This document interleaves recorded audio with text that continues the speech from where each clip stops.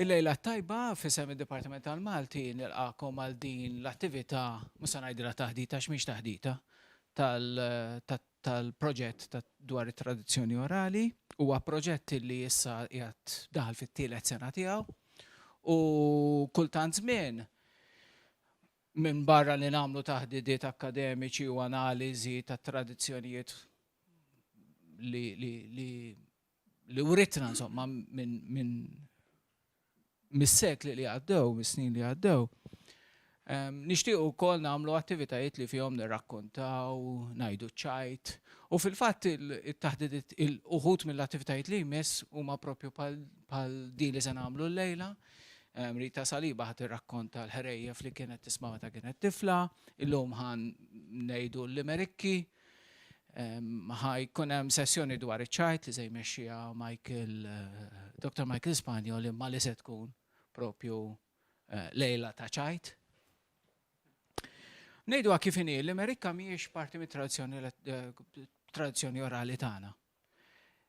Ġifieri jekk timxi ma' xi tip ta' definizzjoni ta' tradizzjoni orali naf li tmur lura mijiet ta' snin, jew li studjawha Giuseppe Cassar Policino, jew studjużi folkloristi etnografi oħrajn Maltin, il-Limerikka ma titħolx. L-Limerikka hija tradizzjoni Ingliża, poeżija qasira, ħafna drabi umoristika, fiha l-ironija, fiha d-daqqa normalment tal-aħħar fil-5 vers u preparazzjoni għal dik id-daqqa normalment fit-tielet u raba' vers. Poeżija qasira, ħafna taqbila, ħafna drabi iktar taqbila milli poeżija. Imma matul is-snin daħlet ukoll fit-tradizzjoni letterarja tagħna fis-snin 60 Anton Buttigieg ħareġ żewġ kotba tal-poeżija jew nitqu ftit u jew nitqu ftit ieħor u f'dawn iż-żewġ kotba preżenta Limerikki, jista' jkun li kien hemm Limerikki anke li nkitbu qabel, imma ħafna drabi nassoċjaw il-Limerikka ma' Anton Buttigieg bħala il-bidu tal-Limerikka speċi nafuh lil Anton Buttigieg. Naturalment, huma mistoqsijiet fuq xi ġifieri tradizzjoni u xi ġifieri tradizzjoni orali u kemm trid iddum formola bħal dik tal-Limerikka biex issir parti minn mit-tradizzjoni u mit-tradizzjoni orali tagħna, x'ħafna drabi hija miktuba. Però kif tafu intom li qegħdin u li ġejtu preparati anke bil-Limerikki tagħkom, hija tradizzjoni li qabdet, ġifieri kemm fost dawk issa li ilhom jiktbu numru ta' snin, kif ukoll fost iż-żgħażagħ. Jiġifieri ħafna nies f'Malta llum jaraw fil-Limerikka l-possibilità li jesprimu ruħhom. U allura aħna qegħdin nisma' mela ejja ħanippreżentaw anki din il-forma ta' kitba, anki din il-forma ta' taqbila ta' poeżija. Giuseppe Cassar Policino fit-taħdidiet illi għandna rekordjati u li d-Dipartiment tal-Malti ġabar u se jagħmilhom kemm jista' jkun malajr disponibbli għal kulħadd anke permezz tal-librerija tal-Università. Jitkellem fuq din il-kwistjoni ta' xi ġifieri tradizzjoni orali, min jistabbilixxi, x'inhuma l-kriterji ta' xogħol bħala xogħol li huwa parti mit-tradizzjoni orali tagħna u l-bqija, però llejla mhux se nitkellmu fuq dawn l-affarijiet. Ġifieri għamilna ħafna taħdidiet li fihom Michael De Guara, Virginia Monteforte u nies oħrajn tkellmu dwar xi ġifieri tradizzjoni orali. Illejla se nippreżentaw il-Limerikki. Ħaġa żgħira ħafna fuq il-Limerikki. Oliver Frigieri jagħti preżentazzjoni li kont se nippreżentalkom kienet ftit jew wisq tgħid dak li qed ngħid jien bħalissa. Ħafna minnha hija kliem, ġifieri m'hemmx ma tlifniex wisq. Frigieri jgħid li fil-Malti jew fil-letteratura tagħna il-Limerikka għandha din il-forma, għandha 9 sillabi fl-ewwel vers, 9 fit-tieni bir-rima bejniethom, mbagħad 6 bir-rima bejniethom u arġajna 9 bir-rima mal-ewwel żewġ versi. Imma mhix biss kwistjoni ta' sillabi, hija kwistjoni ta' fejn jaqa' l-aċċent ukoll. Mingħajr ma nidħlu f'ħafna komplikazzjonijiet. Il-Limerikka timbena, issa tgħodux tinkwetaw jekk forsi għandkom xi vers.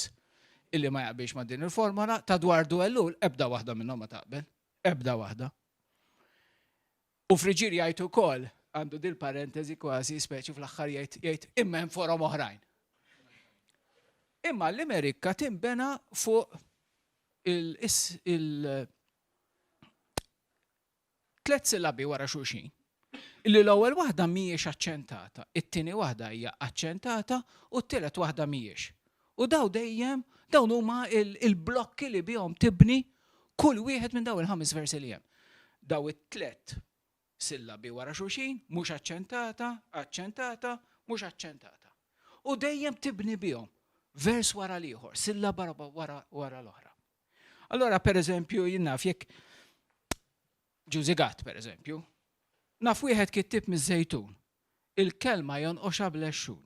Jixkatla u jillima b'dil-ġebla tal-prima għax fitt jieħu kedda keddun. Dik suppost maħduma bil-vers, bis-sillabi kif qed ngħidi. U pereżempju xatt ieħor fit-tim ta' tradizzjoni orali, Janika. Di qed provajt nelab ftit bil-ħsejjes. Kif jagħmlu ħafna drabi fil-tradizzjoni orali fil-Amerikki. Għalmi ma jafx Janika ħadmet fuq il-versi tal-iskronġrar, jew il-versi tar-riqi, le? Jgħidulhom. Studjat il-vrus kollha tar-riqi. Suġġett mhux tas-soltu ftit triqi. Din tbaħħar fit-tul, kuljum bil-magħmul niftakar jaqbadni il-biqi. U Daniel Bezzina, li huwa parti mit-tim ukoll, xtaqt nanni fuq Daniel Bezzina għall-imbrida soda u ġenwina li jara bajneħ jaf jagħmlu bideħ. Kapaċi dal-bniedem istrina. Imma mbagħad għandna l-persuna li mhux biss qiegħda fit-tim ma tikkoordina Rita Saliba. Din lejla ħallejna biex tħita lil waħda Saliba ta' Rita. Kittieba maħbuba bistejjer maħsuba dbissima minn hawn garantita. Għandna numru ta' persuni li tlabnihom biex jieħdu sem f'din it-taħdid, f'din l-attività tal-lejla. Hemm ukoll persuni li kitbu l-Imerikki matul is-snin u li nixtiequ nsellmulhom billi naqraw ix-xogħol tagħhom, imma fuq hekk ħanħalli fidejn Rita Saliba.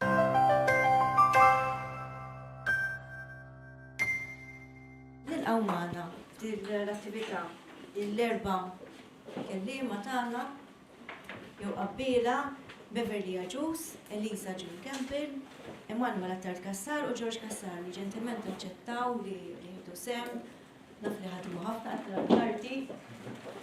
Se jintroduċuna ma' da suġġett li jagħmluna mit-tħla tiegħu, għandhom xi xogħol tagħhom ukoll, u wara se jinqraw xi limerikki ta' Anton Buttigieg, Dwardu Ellul, Guido Lanfranco ta' Maurice Mifsud Bonnici. Nistieden l-ewwel kelliema. Titla' inti Beverly. Nittama li tkun ta' pjaċir s-sera.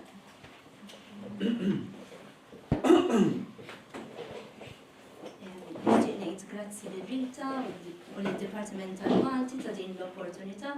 Nixtieq ngħidilkom li qabel ma qaluli biex niġi naqra, jiena qatt ma kont ktibt l-Imerik, ġifieri ma kellix daqshekk idea ta' x'inhu l-Imerik. Nispera li dawn li ktibt il-lejla forsi joqorbu xi naqra insomma lejn dak l-Imerik. Mela, jiena ktibt l-ewwel l-Imerik, ktibtu speċi ta' biex taf inti nagħmel naqrik l-attività tal-lum fuq Facebook. F'Jannar kunu fil-librerija, bin-nies din irridu mimlija. Ftitanijiet taqbiliet, le mhumiex taqbiliet, nagħmlulkom il-koll għalenija. Mela dik l-introduzzjoni. Issa, xtaqt ngħidilkom xi ħaġa oħra. Biex tkidduni nituni dax-xahar, niġi naqra fil-Bart ta' Jannar. Kont inkun ferm aħjar kieku jien qiegħda d-dar tazza te bil-papoġġ fejn in-nar.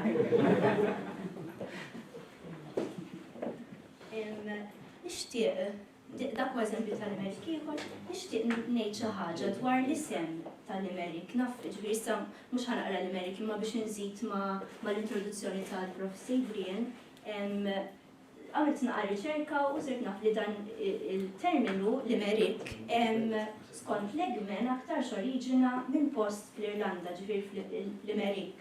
Iżda qatt ma ġie mifhum eżattament kif dan il-post huwa relatat mal-ġeneru.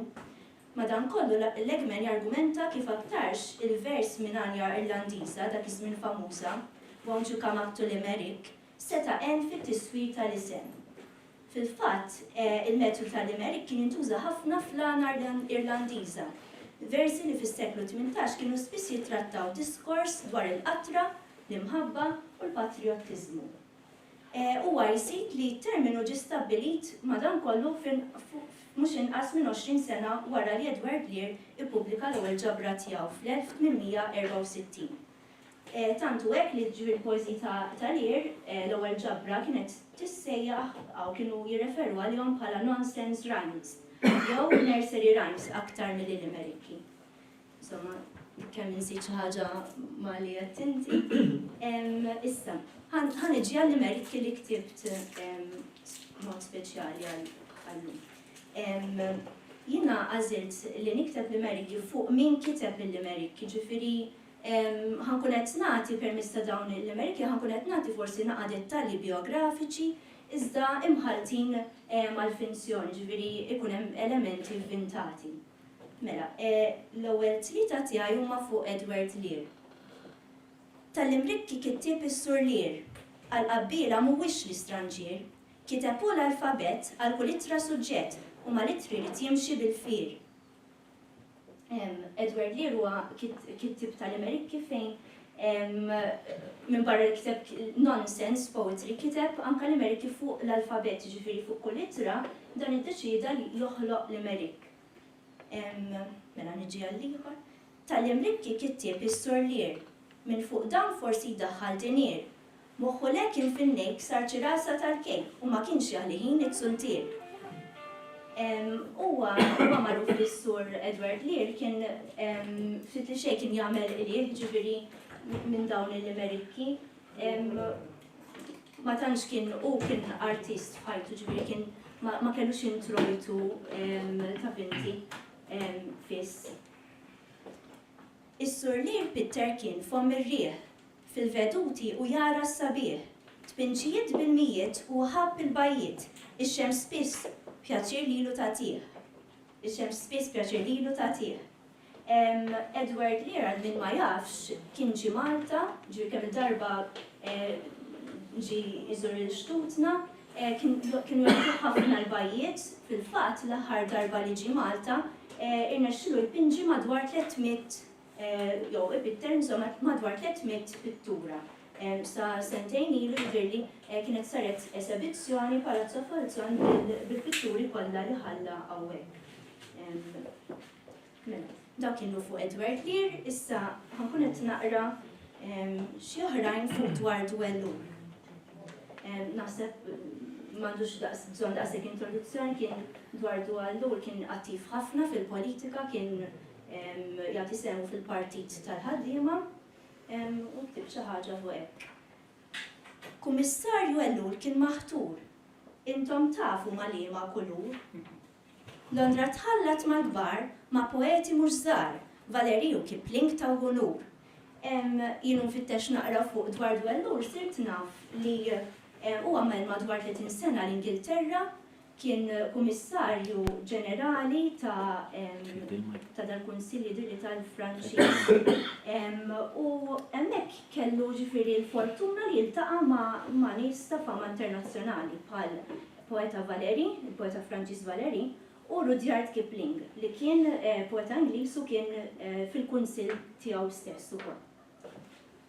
Issa, madankollu Edward Dwellur wara li kien għamel 30 sena l-Ingilterra kien dan, insomma, da kollu sirt nafu mill-introduzzjoni li għamel Mintoff fuq wara 30 sena karriera tiegħu l-Ingilterra kien iddeċida li jinżel Malta biex jgħin lil Mintoff fil-meetings u x'nafin biex ikun iktar attiv. minħabba fek spiċċa tilef il-karriera tiegħu u kellu speċi jara kif ħajamel biex jgħaddi finanzjarjament. Ħabba fek huwa spiċċa feta ħanut ma' Mr. Mintoff fejn Mr. Mintoff kien isajjar u huwa jbieħ. Allura jieħu ħsieb il-finanzi pereżempju tal-ħanut u x'naf jien. Is-Sur Dwardu kien sit ta' ħanut. Darba sieħbu kien sajjar il-ħut. U ftit soppa tal-ful għal jaqbad ukoll qedlu sur m'għandix liri ġol-but. Issa, għandi tliet oħra fuq Anton Buttigieg, m'għandux bżonn naħseb introduzzjoni, kien il-President ta' Malta. Huwa magħruf ukoll li Anton Buttigieg kien meta kien Prim Ministru kien sikwiet. Ikun qed jikteb il-versi waqt li kien fil-Parlament, ġifieri suppost dan qed jisma' jew għasal biex jgħaddi it-taħdid tiegħu u kien joqgħod jikteb il-versi tiegħu. Jiena ktibt xi ħaġa fuq hekk. Sabiex xogħlu Tony Franka kien jikteb bil-moħħ biex jitanka. Meta fil-Parlament kien ikun jaf blament diskorsi ta' nies minn Sri Lanka. Jikteb kien fuq ir-riħ jew l-imwieġ. Kien hekk nafu l-Sur Buttigieg tan-natura kittieb moħħu dejjem fil-ktieb, spiss jitfanstu dawn kienu t-tiġiġ. Sirt nafu wkoll li Anton Buttigieg, skużaw forsi l-ignoranza tiegħi, kien mill-qala minn Għawdex. Dan Tony kien raġel mill-qala, kitbitu kien jaqra fis-sala. Bit-bissima tilma nisrilu tisma' sal-bniedem biex kupa u l-pala.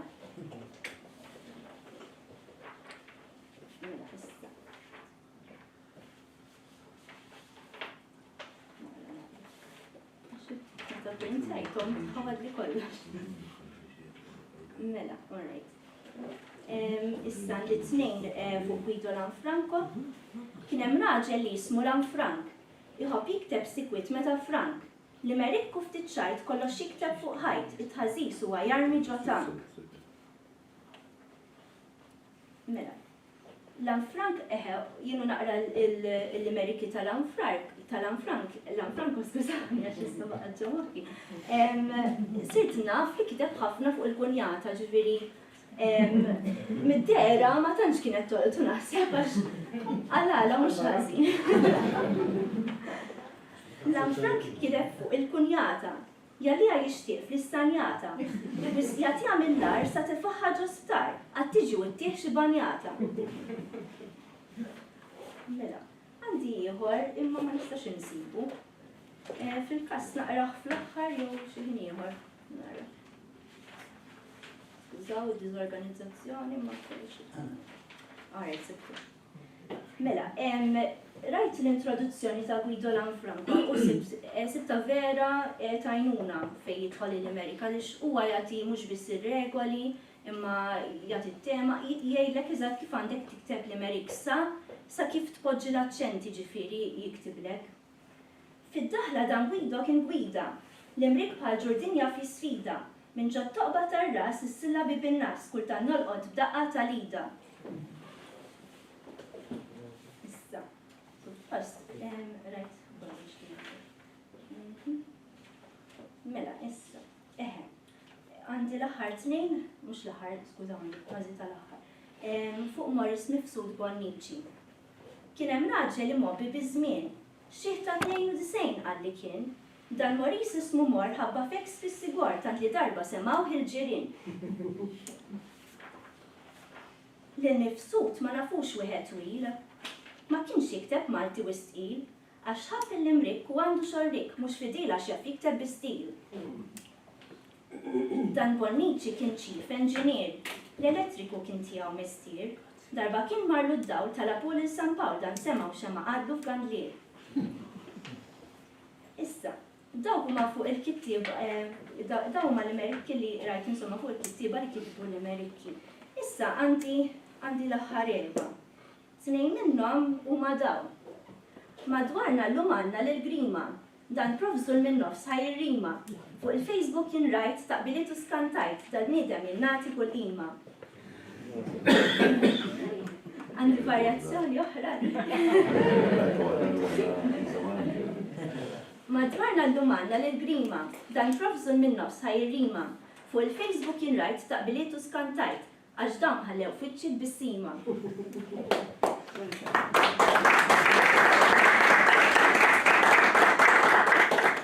L-aħħar tnejn niqaffa veres.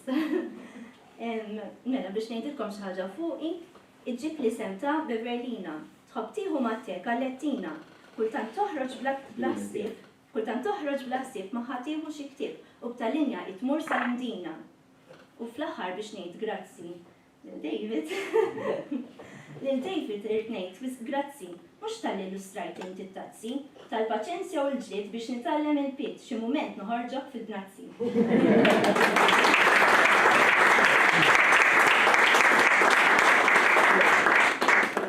Dwar dwellur, taf tgħidli minn fejn kien? Jew ngħidlek jien forsi. Mill-Islam? Fl-aħħar żmien ħaddu kien jgħix ix-xajra. Ejja, ma nakun kien mill-Islam, kellu post hemmhekk ix-xajra. Fil-faqar. Waqaf il-faqar. Grazie ħafna. Lejla tajba, jena George, għalissa qed nistudja biex nkun għallim tal-Malti f'għadha l-aħħar tiċur jekk Alla jrid. L-istess bħal Beverly minix xi espert tal-Ameriki, ġiranzi, però xi kultant inħobb nqabbel xi ħaġa, ġieli nżomm għalija, ġieli naqsam ma' sħabi, ġieli nfaħħa fuq Facebook, ġifieri għalija taqbel li huma xi ħaġa ta' gost u ta' pjaċir kif naħseb hija l-karatteristika tal-Ameriki. Mhux se nżid wisfu l-Ameriki ma laqalu ta' qabli għax qalu aħjar minni, però għalija l-Ameriki wkoll biex insistit magħhom għandhom ħafna l-karatteristiċi ta' ċajta. Fis-sens li ħafna drabi meta niġġudikaw jekk ċajta ixtajbew li ħafna drabi tkun waħda ma tkunx imġebda, anzi tkun waħda qasira kemm jista' jkun. Min jgħidha jrid tkun jaf ipoġġi l-kliem tajjeb u jaf jgħidha, ġifieri jkollok żewġ persuni u jgħidu l-istess ċajta, ħafna drabi jkollok min ikun jaf jgħidha tajjeb ħafna titħaq iktar minn kelli jkun l-istess kontenut. Ġifieri min jgħidlok kif jitpoġġa l-kliem ikun importanti ħafna. Tkun rakkontata tajjeb, jekk tkun rakkontata tajjeb tinftiem mill-ewwel mingħajr wisq ħsieb, jiġifieri ħafna drabi l-ħsieb ma jkunx profond, ħafna ma tkunx xi ħaġa tal-wiċċ u jkollha żvolta. Dawn huma karatteristiċi ta' ċajta. Issa naħseb ħafna minnhom nistgħu wkoll inpoġġihom ukoll fil-Amerik. Li ħafna drabi għalkemm mhux kollha għandhom xejriet umoristiċi u xi drabi anki ta' redikolaġni wkoll, però nerġa' ngħid mhux kollha, pereżempju semmejna dwar Dwellur issa kelli ċans nara ftit qabel din it-taħdita biex rajt ftit l-Ameriki tiegħu, ġifieri ħafna minnhom peress li anke hu kien fil-kamp politiku xi wħud minnhom kienu serji wkoll u kien hemm minnhom xi botti, ġifieri kien hemm minnhom sarkastiċi, ġifieri hemm karatteristiċi differenti wkoll. Minħabba li oriġinaw kif smajna wkoll in-naħa ta' fuq tal-Ewropa fej ħafna oriġinaw fil-jieli ta' rakkuntar ta' ċajt fost daqsxejn bit u allura għalhekk ħafna minnhom jinkludu daħk u xi drabi mhux dejjem ikunu jagħmlu daqshekk sens. Imma kienu mod ta' modija ta' żmien. Ġifieri kif kelli impoġġihom illum ngħid li kieku l-idea l-Ameriku ma xi ħaġa din xi ħaġa li semmiha wkoll Morris.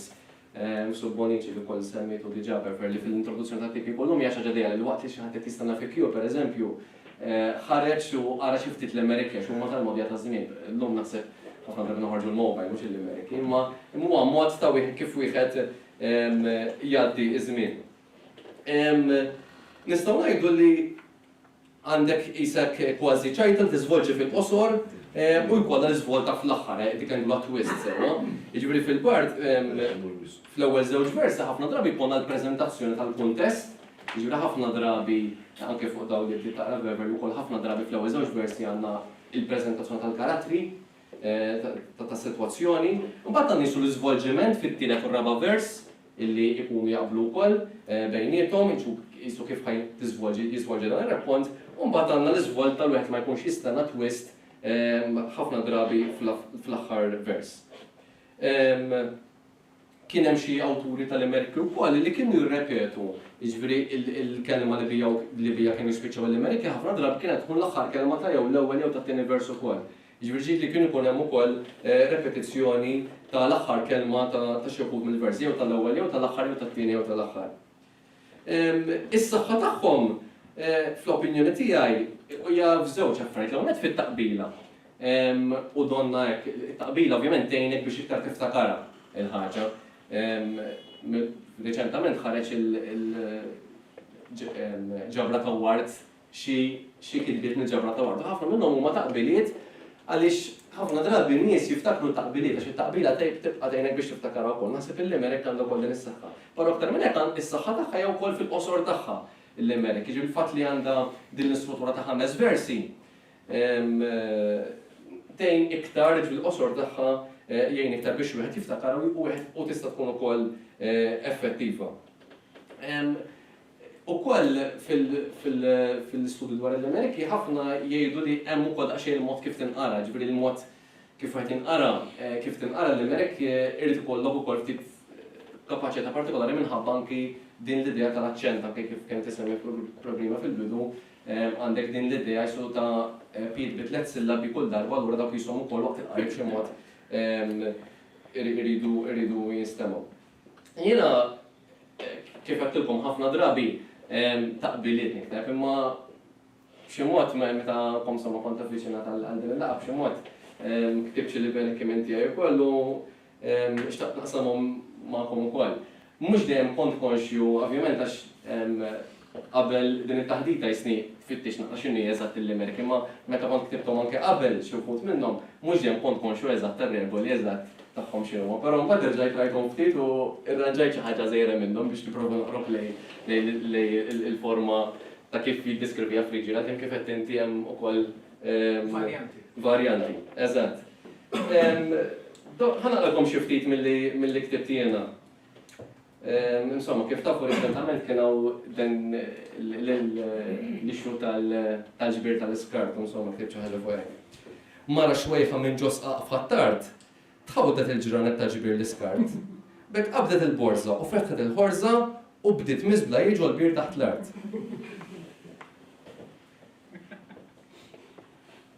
Baskal sa mill-ewwel ġurnata induna li għamil ċoċata, meta tiftaħ fomma dejjem taqbes omma. Seta żewweġ lill-kunjata.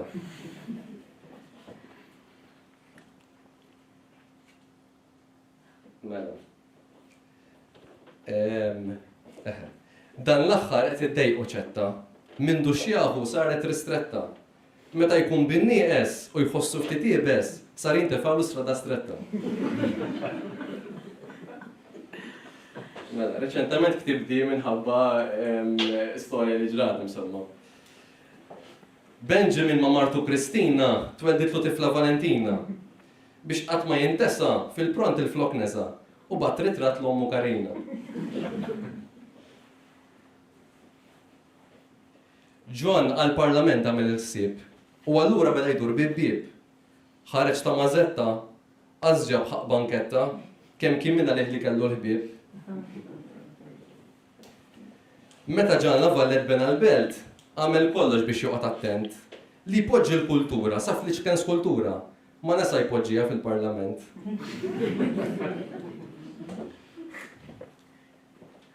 Mela, kulħadd kien jgħid biha lix-xieħa, moħħa biex trekken kienet xħieħa. Daħlu jisirquha ma mejta sabuha, ħarġu f'gati u baqgħu bir-rieħa. Naqalkom l-aħħar waħda. Mar il-Mostija kellha ħabib li kienet tħobbu għax kien tabib. Darba ta' taqliba, skużawni. Mar il-Mostija kellha ħabib li kienet tħobbu għax kien tabib. Darba ta' titqiba u ta' taqliba minn dak in-nara ditlu salib. Grazzi.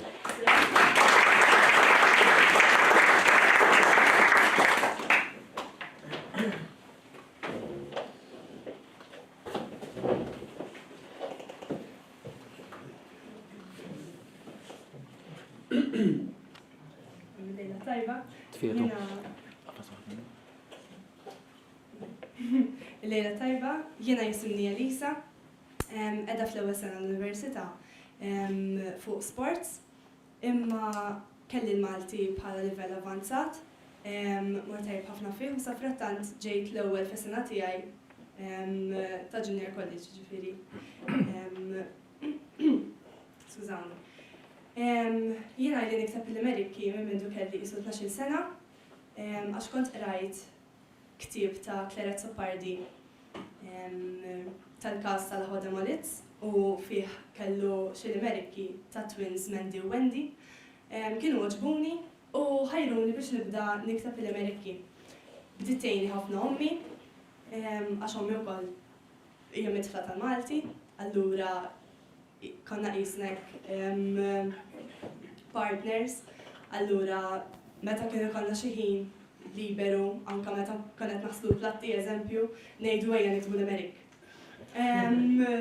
L-ewwel opportunità biex nikteb l-Amerik kien propju bħala rigal ta' Secret Santa lil ħabibti. Għax ġiti li hija l-best friend tiegħi bħala Secret Santa insomma u iddeċidejt li niktbilha l-Ameriki. U ktibtilha 3 għal kull ġimgħa ta' Diċembru qabel il-vaganzi tal-miliet. Kien hemm tfajla jisimha Mirej, kienet paċ u toħlom bil-lejl. Il-pjanu daqqitu mingħajr ma missitu u kienet tħalli kulħadd bla widnejn. Mirej tħobb ħafna iddoq il-pjanu u kienet waslet ukoll sal-livell avanzat ukoll tal-pjanu. Din tilab il-futbol ta' spiss, fil-lesta tiskurja biss. Pancakes kull filgħodu minn flok baqqa brodu u ħelti jiżżomm kif imiss. Kienet tilab il-futboli u meta kienet tiġi għandi jew jien il-Muranda bħala breakfast konna niklu l-pancakes. Allura.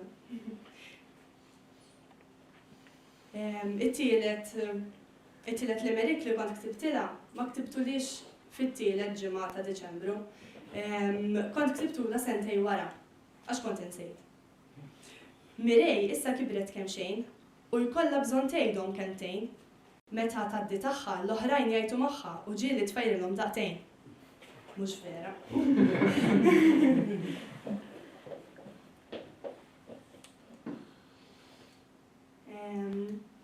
Jina nieħu gost nikteb fuq ġrajiet kurrenti, allura meta ġi il-Prinċep Charles ta' Ingilterra, iddeċidejt ħadd l-opportunità biex niktiblu l-Amerik. Ġi żurna l-Prinċep Carlino, feluq snin is-salib ta' Giorgino, ix-xita ġab miegħu, il-belt għamel tiegħu, ta' wkoll donazzjoni l-Pawlino.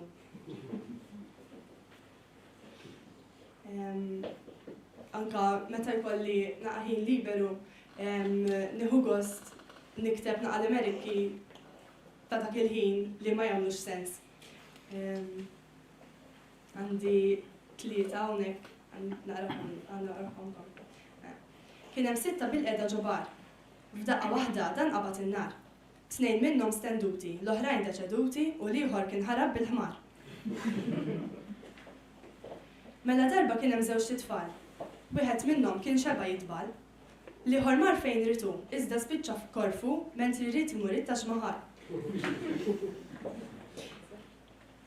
Kien hemm darba qattus ftit żien. Kemm il-darba kien jibqa' fejn kien? Darba sittu beżżatu u bil-qatali tagħtu beda jpexpex fil-front kull imkien. Meta kont fit-tieni sena tiegħi Junior College, il-professura Claret Soppardi kienet tatni l-opportunità biex nikteb xi limerikki għall-istudenti prosperi ngħidulhom jien li jridu jidħlu Junior College ukoll biex ninkoraġġihom jażlu l-Malti. Allura ktibtilhom dawn l-4 limerikki. L-istudenti waqt li jistudjaw, le, skużawni, din kont qiegħda waqt li levels, sorry. Għanajdilkom din, bat ngħidilkom tal-Malti. Kont qiegħda waqt il-levels u kont iddisprajt u għed ħaniktab limerik biex naħli naqaħin mill-istudju. L-istudenti waqt li jistudjaw, sikwit li tarom jindannaw, mill-eżami jaddulek u s-sajfi għawdulek 3 xhur wara jerġgħu jiskantaw. Sa naqralkom it-3 tal-Malti.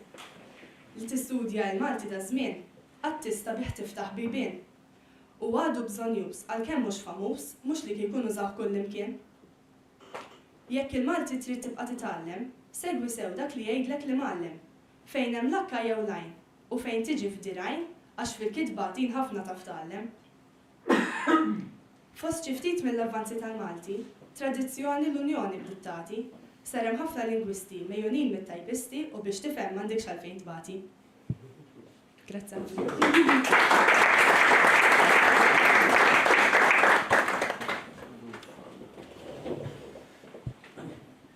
Jiena se nitkellem fuq il-Limerikki mhux tiegħi imma ta' John Mallija. Jiena l-kemm nikteb xi poeżiji u anke nikteb poeżiji satiriċi u anke ħriġt ktieb poeżiji satiriċi, però il-Limerick qatt ma ktibtu. John Mallija kiteb ħafna Limerikki fuq tazza tad-dinja u ħanibda bihom jiena. Ħanajda xejn minnu l-ewwel.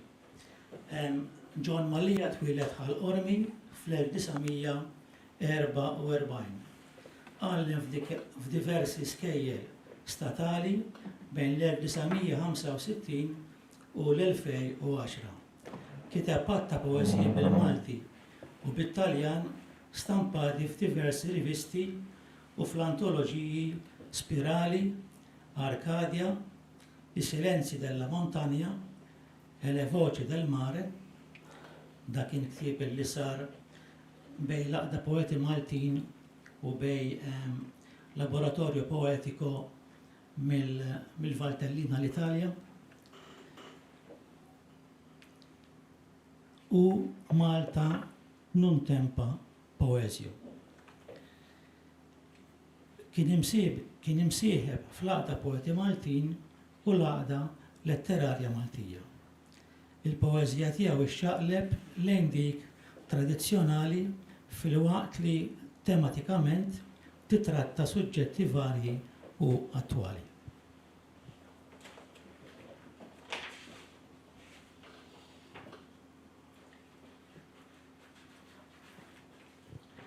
Ħanibda mit-tazza tad-dinja ta' dis-sena, 2018.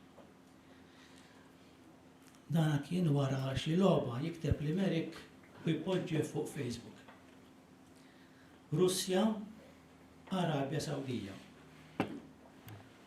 Putin ferħan ħabit il-prinċep Sawdi li wiċċu wera li ma kienx qed igawdi, sofrew 5 daqqiet mortali fl-ewwel logħba tal-finali li spiċċat bir-Russi ikantaw il-lawdi.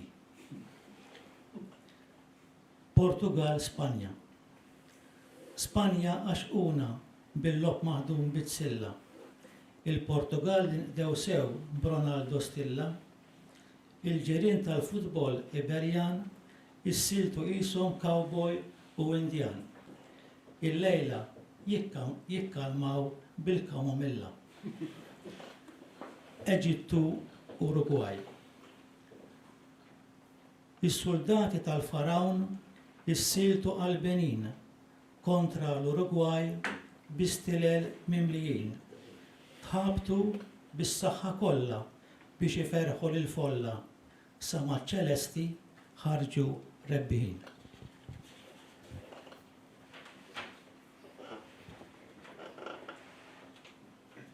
Għanna labit oħrajn, tajjeb. Arġentina, Islanda. Il-mewġ Arġentin ħabad bla mistrieħ mal-blat Islandiż imwaħħal sew mal-qiegħ. Rasnet l-akbar statura ta' Messi kull bravura biex la kien hemm tellif u la rebbieħ. Imbagħad hemm iżjed ħanaqra ftit.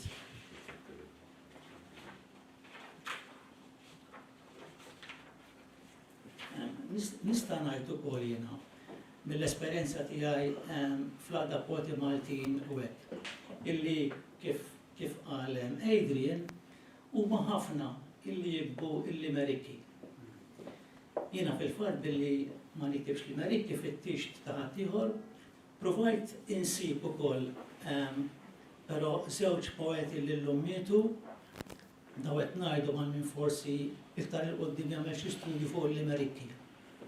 Wieħed huwa Paul Mangani, ir-Rabat, kiteb ħafna sbieħ, però ma rnexxielix insib kuntatt tiegħu, u l-ieħor huwa Peter Caruana, illi kien jitkellem fuq il-pjanti.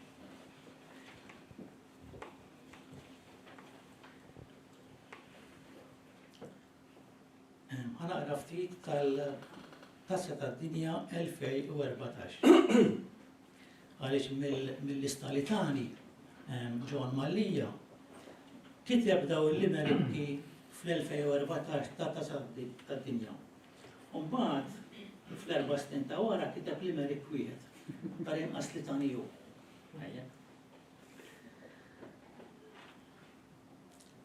L-Awstralja, Spanja u anki l-Kamerun sabu postom f'qiegħ il-Kardarun għax sfaxxalhom il-pjan kif jaqbdu l-ajruplan jixorbu tazza lumi bil-misħun. L-Italja u l-Ingilterra maħruqin f'ħuġġiġa ta' San Ġwan ġew mitfuqin. La jerġgħu lura d-dar moħbija f'daħna ġbar jiltaqgħu ma' uċuħ xejn imbismin. Mela dina niftakruha minn ħobb il-futbol. Chiellini jaf xi tfisser tkun migdum. U jibqa' niftakar żgur li jdum snin Suarez misnunin daħlu ġo laħam smin stampati bħal disin fuq il-madun. Oħra. Samaras Ġurdin Xieħ jaf il-mistier ma jafx jitfisser illi tilab fir, sab kif jitfixkel f'siqu, qisu żelaq fuq rieħu għar-referi emilu kien sinċir. Ħanaqra ftit oħrajn issa illi mhumiex tat-Tazza tad-Dinja. Illi kitibhom qabel.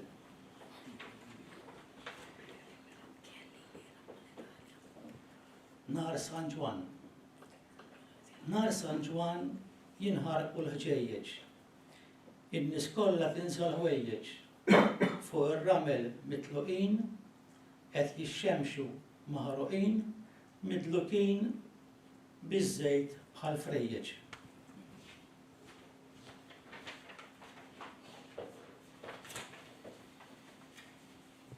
Inkwiżizzjoni. Hawnhekk juża 6 linji flok 5. 6 flus. Fi żmien tal-Inkwiżizzjoni, jekk tatas għax bil-flissjoni, kellek ċans ta' ċitazzjoni. Jekk jisimak xi miġnun li rid jilħaq kapuljun bla ma juża l-korruzzjoni. Għajnejn żoroq. Fid-dlam tal-lejl ħareġ idur it-toroq. Fi ħsieb in-nies kien ġamadut li boloq. X'indar il-kantuniera iltaqa' ma' stranġiera. Intebħu 2 li kellhom għajnejn żoroq.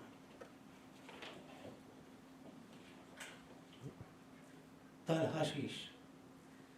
Peppi mar il-pitkali bit-trak tiegħu biex tixtri qarabali ħalli jbiegħu. Inħasad waħda sewwa kif tefa' riġlu ġewwa żela fuq it-tadam u kiser driegħu.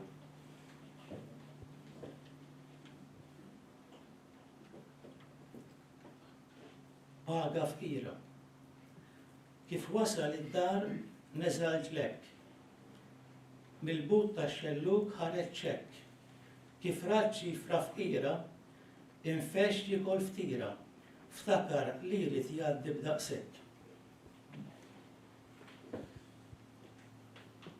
Naqra l-aħħar waħda. Taru l-ġembejn. Naqset Filomen 10 kili. X'inħallet ix-xaħam mill-fili. Min libsa mlet 2 għax taru l-ġembejn. Tiġrilek kuljum 10 mili.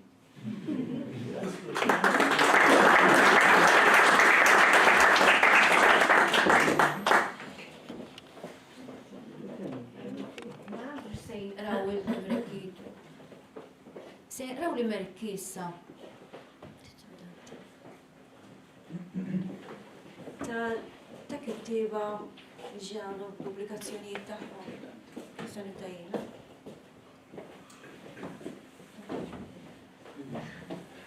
ħabba fejn. Kif trid? Aħjar bil-qeda? Fin-nofs. Fin-nofs.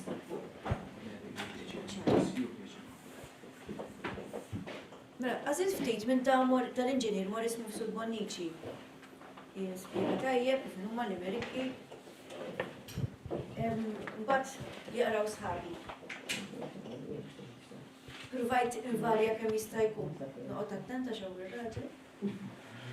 Kien hemm ġuni li żewweġ pupa li għal-ġuventu kienet lupa. Titgħallaq momijiet, fis-sakra tittieħed flok pupa sab li żewweġ kupa. Kien jissejjaħ famuż kaċċatur, mara l-kaċċa rikeb vapur. Kif spara l-gawija, ħadaqqa qawwija. U għal-baħar kienu s-sallur.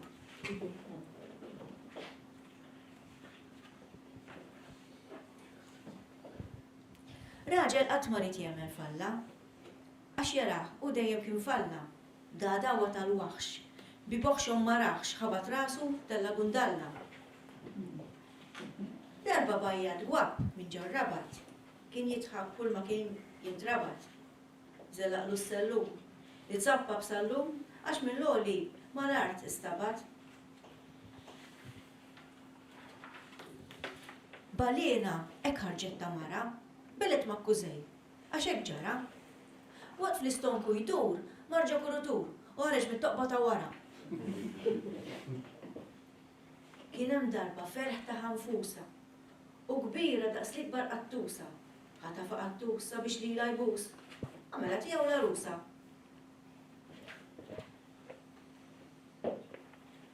Tas-sew għamel l-akbar paprata, iżżewweġ u għex mal-kunjata. Lil-marti ħabbejt u bomma twikkejt u bekka mint l-akbar ċiċata. Kien hemm raġel xwejja mill-gżira u dar f'ħanud kbir, tal-lira.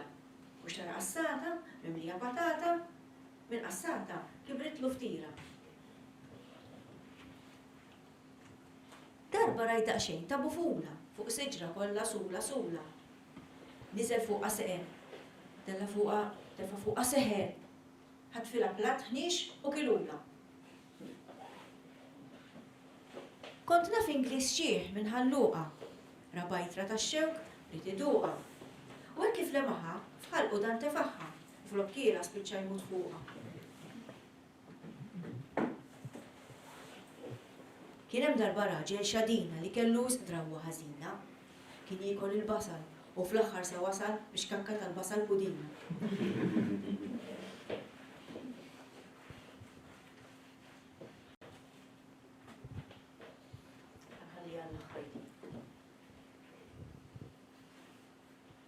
Kien hemm raġel minn ġo Bombay li Malta kien sejjeru ġej.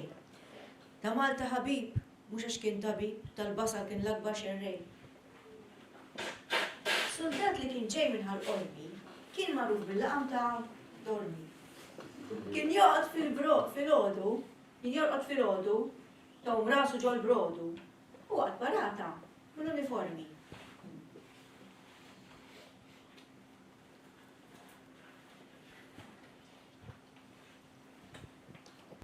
Kien hemm raġel jgħix il-wardija li f'daru tgħix daħlet kawwija.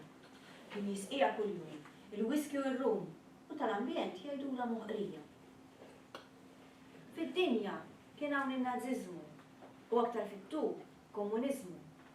It-tnejn issa mietu, kull wieħed btijietu, ma meta se jmut ir-razziżmu.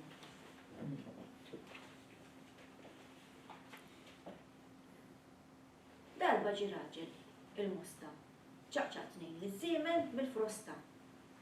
Wasal hemm bil-galopp, bl-awrinar u sloq, imwala ma żiemel apposta. Kien hemm darba mara mill-qala li kellha viċin 6 xhur tqala u għamlet id-dieta, kunt naxti kol 3 u sabet li kienet battala. Kien hemm darba Tony il-Bennej, rid jibni kastell ma jafx fejn. U darba sinjur Isħaq għallu jmur, jibni kastell flajru fuq xejn. Kien raġel jistħajlu arloġġ. Iduq l-10 sija bla doċ. Kien jasbu farfett. U darsa fuq net. Iżdissa brasu farrak tamboċ. L-axħar baħħar. Kien hemm koka bl-isem ta' Norma.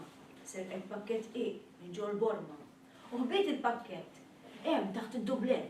U spiċċa biex weħed ma'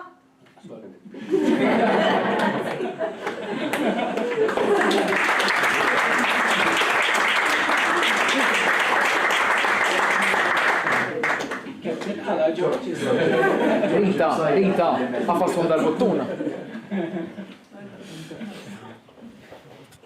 Kieku kont naf li rridu li naqra kont inġib il-nuċċari, pero ma ġibtux.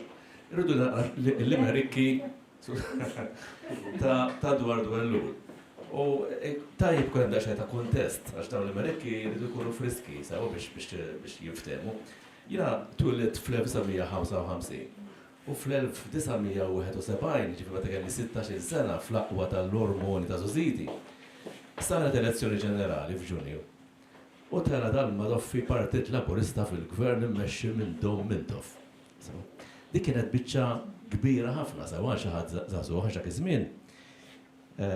Iż-żgħażagħ għalkemm diffiċli biex tifhmu għallu, kienu kollhom tendenza xellugija, sawa kien żagħżugħ bħalma llum tkun favur l-ambjent, tkun favur ix-xellug hemmhekk dak iż-żmien. Kontra qod iż-żejtun, u ż-żejtun ġurnata minnhom kien far blana u bil-kant tan-nies u bil-lumi u bit-twiebet u bil-barrin, imma kienet festa kbira għan-naħa t'isfel ta' Malta, speċjalment. Jien però dak il-ħin, dakinhar li il-froġa deret ċara, x'kien se jiġri kien se jitla' l-ebda jieku qed nagħmel l-eżami tal-mezz tal-GCE, immaġina, fis-sala tara ħaġdin. U bil-karozzi għaddejjien sewa bil-parket madwari u jiena nagħmel is-somom. U għaddejt, imma l-ewwel ħaġa li rajt kif ħriġt mis-sala, nara karozza imballata b'xi 6 jew 7 żgħażagħ u fuq parti mill-carcase li kienu fit-toroq. U fuq is-saqaf kellhom bandiera tal-Iżvezja, tas-Sweden. U qalbi fared bil-ferħ, dak li jizgħu, fimt il-messaġġ in Sweden, dak kienet il-mamma tal-libertajiet sesswali, sawa nisa 40 u x'nafir. U infatti, waħda mill-ewwel affarijiet li ġraw meta l-Lejba tala fil-gvern kien li fis-Savoy Cinema, sawa fellhom l-arket. Der uraw film. Għaddi niftakar x'ismu ma rajtux, ma ġiet ma tkollax nija. Kismu There Was a Crooked Man. U dal-film dera kellu xi xena ta' xi mara biżleja barra u ċ-ċensuri ma qatawix, għax il-lejba kien bedel il-bord ta' ċensura immediatament kif tella. U tifhmu wkoll illi ftit wara il-lejba kien neħħa l-adulterju minn reat kriminali u neħħa l-omosessualità minn reat kriminali. Ġifieri dak iż-żmien ma konniex nafu se jiġri wara, ma kien ċertu sens ta' euforija. Issa mela fost dawn l-affarijiet kollha kien hemm Dwar Dwellur ukoll. Illi jien niftakru xieħ daqsxejn, sewa ġifieri kien issa l-karriera tiegħu kienet għaddiet, forsi kien pensjonat jew kien qed jgħix xi mod bl-karriera, ma kien jiġi tnejjeb minn kollox sama. U dan kellu u kien intelligentissimu. Kellu l-kuraġġ dan. Fil-bidunet ħareġ ġiet elezzjoni oħra u ħareġ bħala kandidat indipendenti. Soċjalista antiklerikali. Tridu tifhmu però dak iż-żmien anki l-Partit Laburista bil-kwestjoni reliġjuża mhux il-bogħod ħafna kien għadu jsiba diffiċli biex jgħid soċjalista u mbagħad wara sa fil-dan ma dak iż-żmien dat wara u ħareġ. Soċjalista antiklerikali u bi programm elettorali ta' sentenza waħda. Il-programm elettorali kien inneħħu l-werqa minn fuq il-ġigant tal-palazz.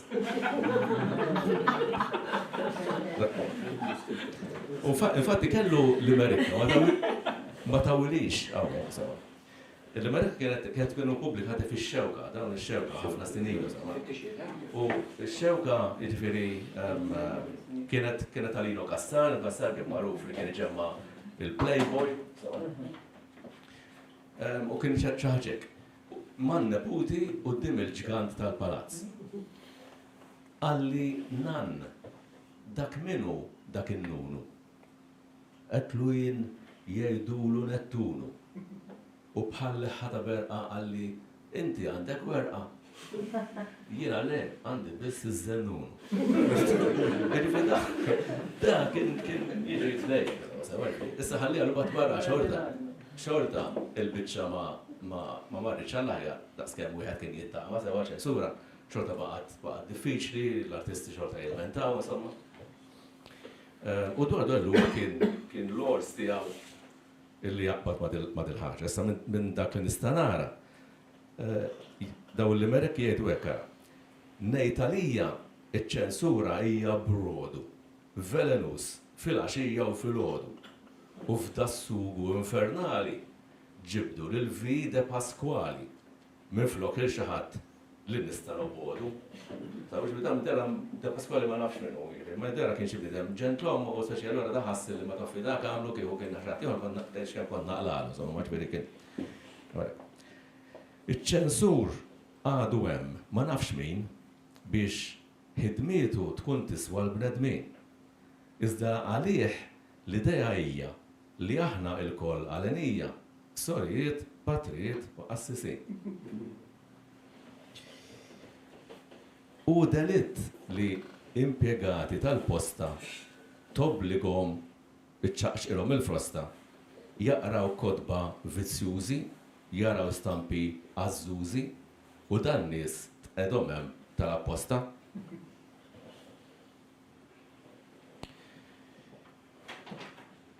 Jekk hawn kitba miżawda bl-erruri u qiegħda tasal bil-posta dan juri li ir-rovina hija żgura dil-misħu ta' ċensura qiegħda tkaxkar fidlub liċ-ċensuri. Min qalbi u il-punt l-aktar intern b'dema fajni nappella lill-gvern. Jifdi il-dawn is-sinjuri minn dawn l-imsejkna ċensuri bil-periklu li morru l-infern. Dan dwar l-lur, moħrajn li mudax madam ċaprin, insomma, mux daqshekk importanti, pero kellu gazz gbar dal-bejda, sawa, u kienu ħobb jafas jidaħħal is-sikkina fil-kleru, u jidawwara jekk u jitfall mele, kien għalina dak iż-żmien, sawa kienet nifs ta' arja friska.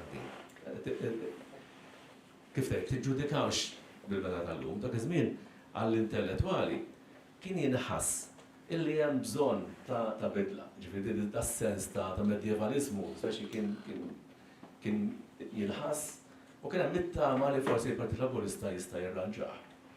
Imma xorta waħda il-Playboy ma stax issibu li tmur l-Ingilterra biex tixtri l-Playboy ma taraħ taħt il-bank tal-iskola u xafin stajt tispiċċa l-ħabs, jekk il-pulizija sebulek il-Playboy da, ġifieri il-biċċa ma kienx daqshekk ħafifa, imma evolvit biżmien illum ovvjament morna l-baħar u dawwarna kollox. Però naf li Merik oħra illi hija difettuża, ma nafx jekk għax tlift xi versien jew kellax gwardu lulek kien jagħmel insomma. Imma hija indikattiva ta' dak li kien jħobb jikteb gwardu għallur biex jinkil il-Knisja insomma. Kienet għajtek kara, konna nċabċbu lil San Pawl. Mux għax ġijatina għad-dawl, imma biex najru ninku il-dak li joħor San Domingo.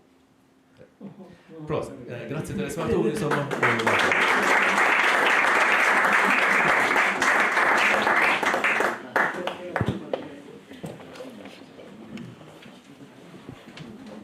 Anton Buttigieg jagħmel dak li xi ħadd kienet isemmi li jirrepeti kelma mill-ewwel jew it-tieni vers fl-aħħar vers. Kien hemm darba raġel minn Garra, idoq fuq il-xatt il-kitarra. Il-ħut kien jinġabar u fuq wiċċ il-baħar ikkanta mad-daq tal-kitarra. Kien hemm mara twila f'ħalfar li għamlet li xara kampnar. Bħal mina tal-lum l-irġiel bis-sellum jitilgħu biex jilħqu il-kampnar.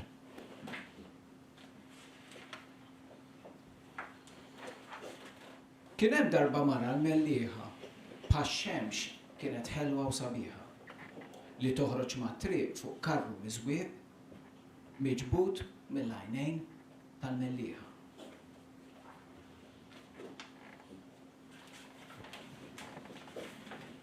Kien hemm darba mara mill-Mosta li simnet u ħxienet bil-bosta u qattet omora iż-żomm ġo ħoġara li tżaqqa u sidera ġo l-Mosta.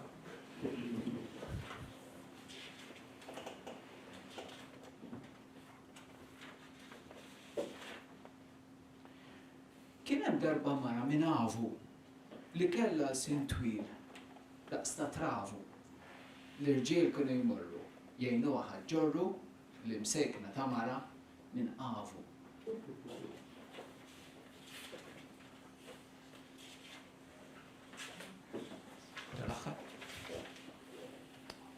Kien hemm raġel xieħ minn Naxxar li tilef il-mara mid-dar u saba f'gradenza. Hemm qrib il-fajjenza għandu wieħed żagħżugħ minn Naxxar.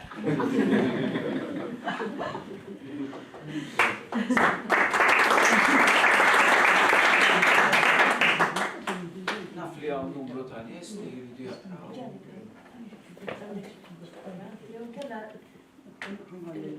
Naf li hawn benżgur. Tara minn hemmhekk? Tidek, nixtieq intik, Daniel tajjeb. Tajt ħaġa żejra qabel għax qed nabbuża x'fi sħabib tiegħi. L-ewwel diġà proset ħafna l-istudenti hawn li ppreżentaw dawn il-limerikki, veru sbieħ, veru interessanti u sabiħ illi tradizzjoni bħal din anke jekk għadha mhix tradizzjoni tinbeda u titkompla. Ma nafx kif ħadd ma semma s'issa l-kemm aċċennajna ftit, il-limerikki ħafna minnhom huma vulgari. Bl-Ingliż hemm kodba sħaħ tal-limerikki vulgari jitkellmu iktar mod espliċitu, b'iktar mod ġili goff, iżejjed. Imma jien naħseb ukoll fit-tradizzjoni tal-Amerik u dina ma tantx issemmit s'issa kemm ġuża ara xi ħaġa li toqrob titleha. Fil-fatt jiena qatt ma ktibt l-Amerikki. Ħalli f'darba konna l-kulleġġ kibt xi ħaġa li ma żgur mhux tal-wednejn hawnhekk.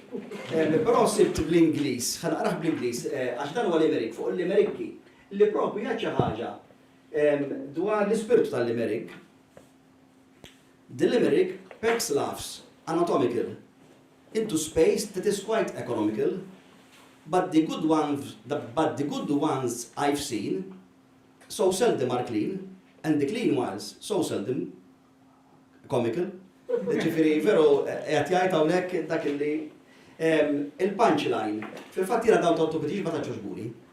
Għaliex dik li jirrepeti l-aħħar il-limerick il-qawwa tiegħu hija propju il-qawwa tal-aħħar vers, u tal-aħħar vers huwa prevedibbli. Firjien dawn s-survet ma ġbunix tantu. Għandu tajbin, għandu ma naħsebux dawn. Il-punchline naraħ importanti ħafna jgħida fil-limerick.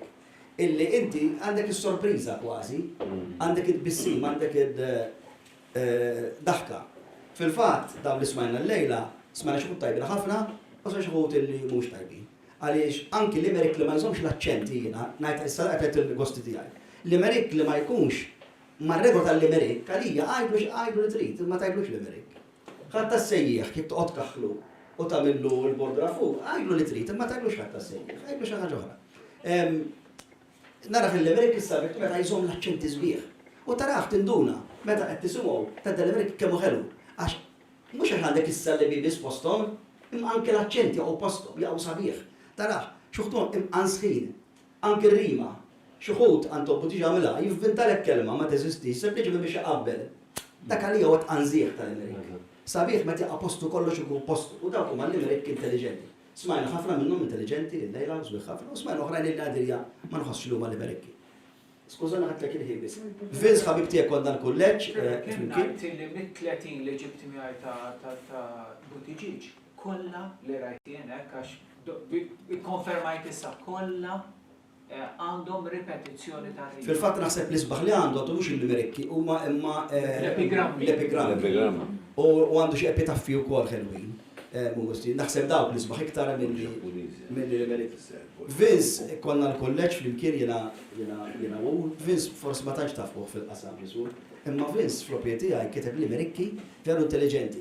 Naf li xoħut minnhom mhumiex tal-widnejn hawnhekk, għax huma daqsxejn ħorox, imma anki dawk il-vulgar li kiteb nassigurakom u Limericki tajbin immens. Jena kompliment Rever li ħafna għadu attent, ma stennejtix il-lejlejn, illi ma jidħlux fl-aspett imqareb tal-Limerick.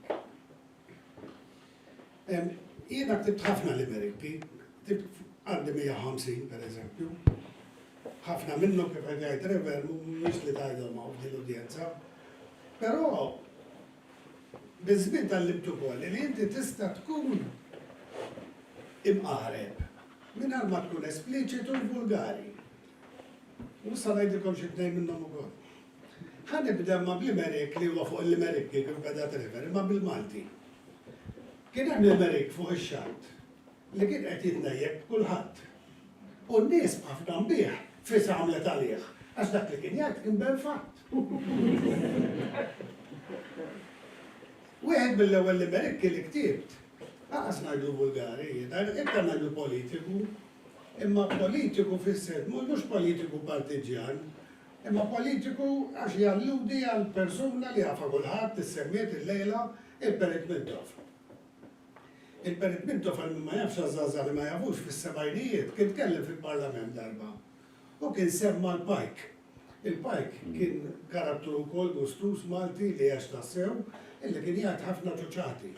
U Mintoff darba kwota l-Pajk fil-Parlament meta semma li darba l-Pajk qal taċċajt ix-xita tinżel minn fuq għall-isfel għax ix-xarablek rasek.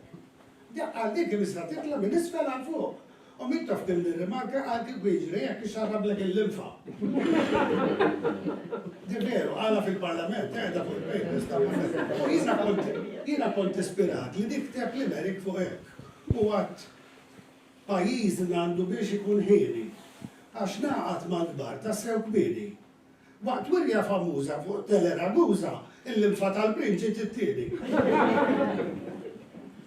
Issemmew xi Limericki fuq il-qala, jien għandi wieħed fuq il-qala wkoll, jogħġobni ħafna. Kien hemm waħda tfajla mill-qala, moħħa dejjem kif tista' tixxala. Iltaqat ma' Dennis, stibnitu għat-tennis u ċoċ ma femmix ġab il-pala.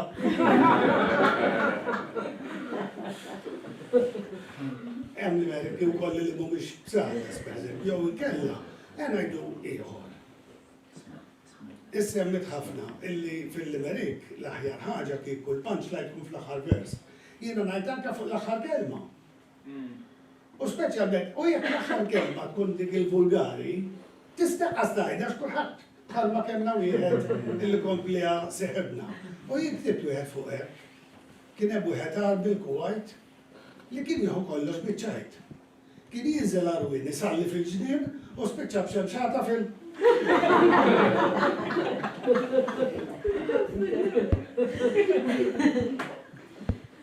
Imma bat per eżempju għandi oħrajn li huma tajbin ukoll imma mhux b'satas. Per eżempju, kien hemm vagabond minn witqiegħed li daru għalih ċorma brijat. Tabib mal-għandat, ordnalu ġelat u batu għandalla jitrijat.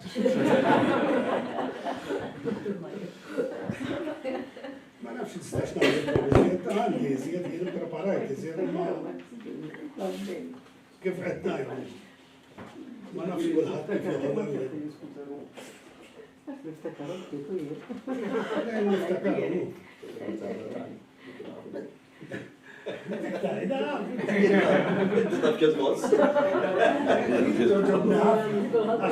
Għax fija lob bil-kliem. Kien hemm bruf ta' sħub tal-barrani. Dik biex tisma'. Sejna dispeċiha. Kien hemm bruf ta' sħub tal-barrani li ħabtu għalih il-furbani. Ġarrew bla modrija. Ġo għarf tal-minsija u għamlu burdel tal-barrani. Nisimgħu kien hemm maġistrat Balzonetta akkużawh li saraq salzetta. Miflok għal kaspitina li ju fil-kċina maċetta u manetta, għametta.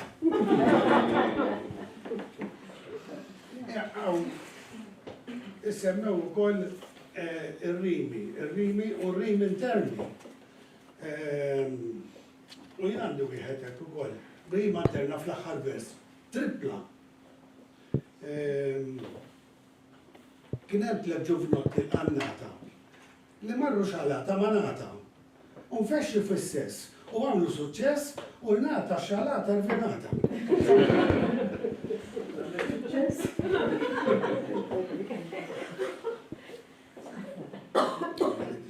Di goffa.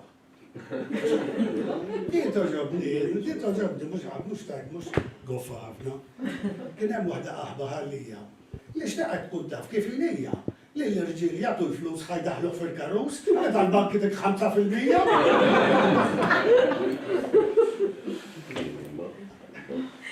Kien hemm żewġ nemmiesa moxxin, inemsu bla m'għandhom lil min. Wara sija moħlija, wieħed qal jaħmerija, ejja ninsaw u nemsu xulxin.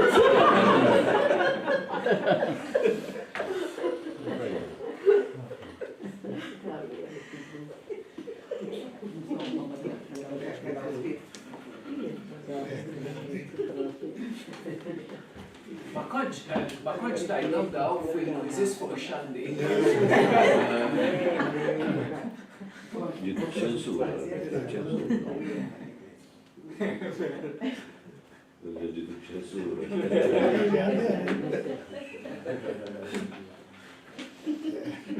Għax dub, l-istar għandu sbieħ il-Bulgari.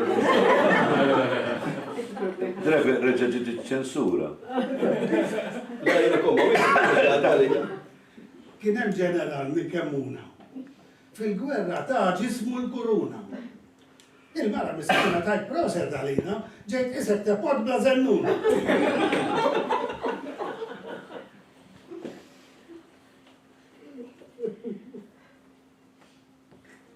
Jihdiet ġurna ħafna. Wieħed kunu kundent. Kien hemm wieħed kwiet ħalsa flieni. Maruf ma kulħadd kurnu tħieni. Darba tela mix-xatt, abada fil-fatt u għalla skużani ġejt kbini.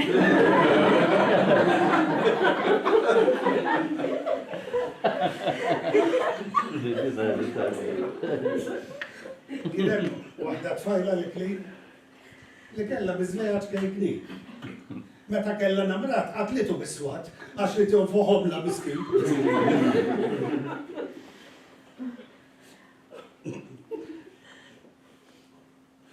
Kien hemm wieħed werċ il-karkara, kien jimxi bil-mod isu ġbara. Waħda biex tittentaħ, għal toħiet it-taraħ, għalla jenaqas li l-bil.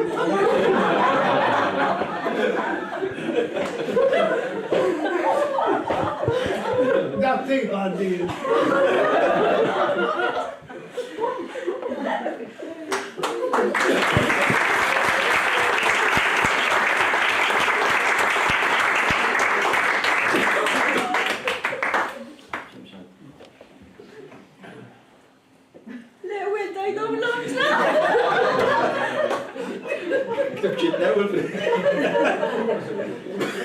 Ma nafx kaw xaħat hawnhekk.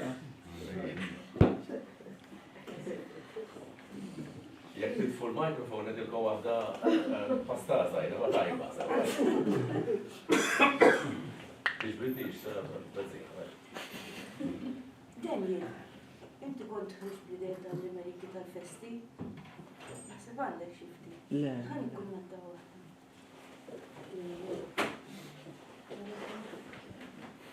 Għajja taf tolta l-birgu. Għajja Ġuzi ħajda. ma tajba. Insomma, ma nafx li tkun fuq il-Facebook, pero jew kella fuq il-internet. Ħafna drabi daw tal-Ameriki naħseb anke ġew jista' jikkonfermali. Iż-żgħażagħ ta' sliq qed jużawhom fil-festi. U l-aħħar linja il-folla kollha tinduna tkun prevedibbli, ma tkunx l-istess, ma tkunx repetuti, ma kulħadd ikun jaf dan f'komunità kulħadd jaf il-djufija tal-parti l-oħra Jemetti kont riġbija, ġinna sefandi. Le, mux tiġbieżat, jena kontet, tkun idea interessanti li ġi studjat it-taqbiliet tal-festi. U kull sena jkun Għaxem, differenti da. ħafna, Għax fuq u tas-sena hemm l-oħra. ħafna, Aħjar żommu da.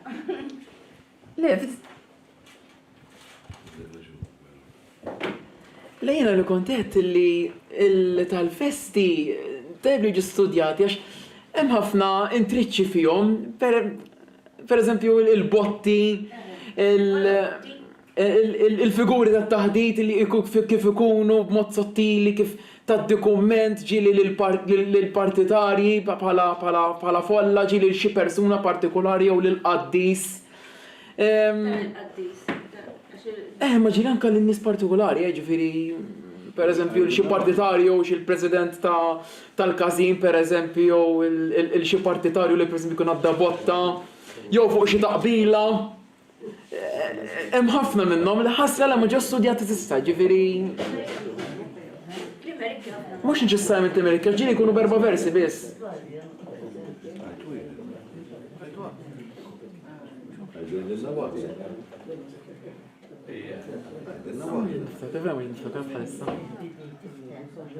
Jekk hawn xi ħadd li jixtieq jaqra l-immerik tiegħu jew jgħidu issa. Ġus, għand Ejwa, okej. Responsabilità, Ittieħu l-mikrofon.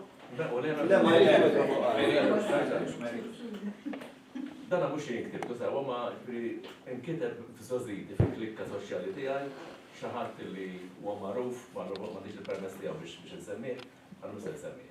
Ma tajjeb xort. Mort għand is-Sinjura Kaptur. Għalt li inti tboss ma tbur għattila iva xi ftit meta jkolli għabtit. U tlaqtila waħda fil-kull.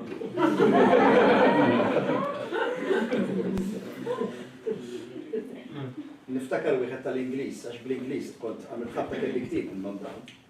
There was a homo from Khartoum who took a lesbian up to his room and they argued a lot about who would do what and do which and what and to whom.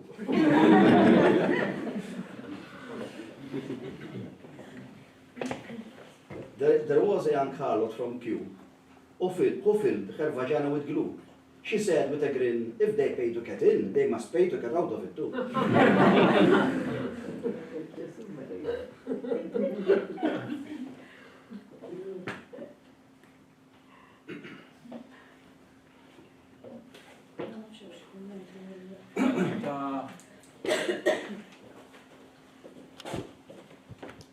Guido, Gianfranco.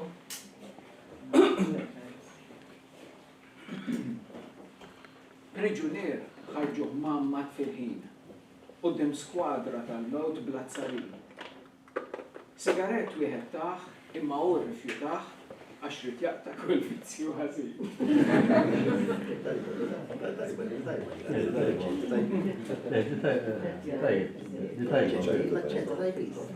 U anka Għalkemm kellu xi snin imċaqmin, għand dentist ma rridx jonfoq ġakkin. Għalhekk li l-kunjata għamlilha xenata biex tbella għal xi snin imħassrin.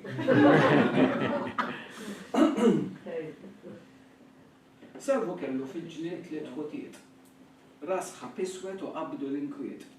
Mar jitlob l-Stella tisliflu l-umbrella fetaħilhom mal-ewwel qatriet.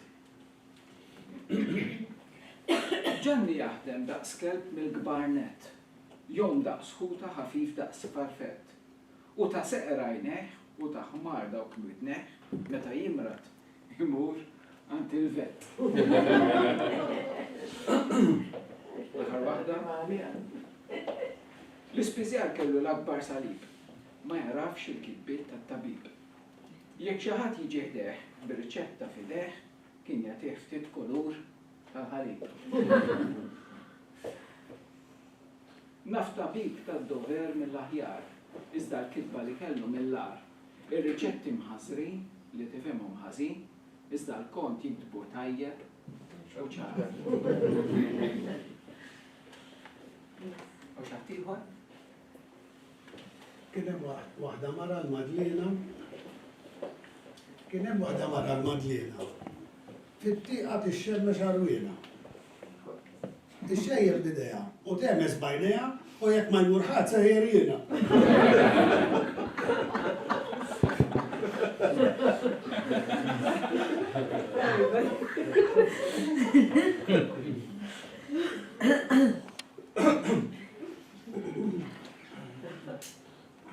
Għaw xaħtiħor li għandu jishtiq mi għandu l-Ameriki.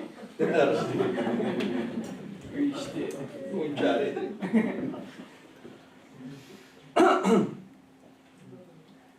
Jien għandi, iżjed immek kullu tiddu tagħmlu appuntament. Għatma naf li tħaddaq sek fuq xogħol.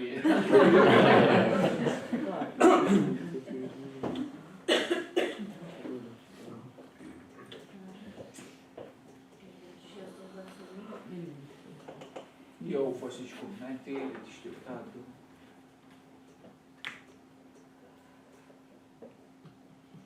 Darba li smajtu.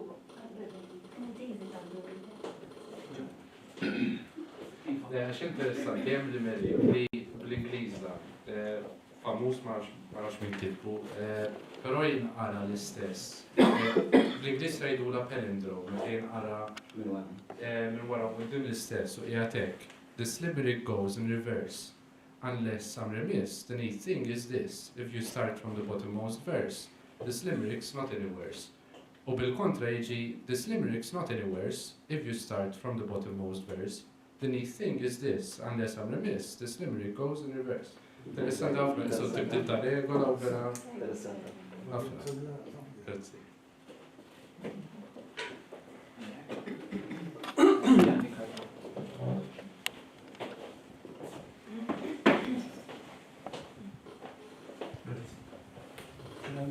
X'inhu l-aħjar meta l-Amerik ikollu it-titolu jew meta ma jkollux?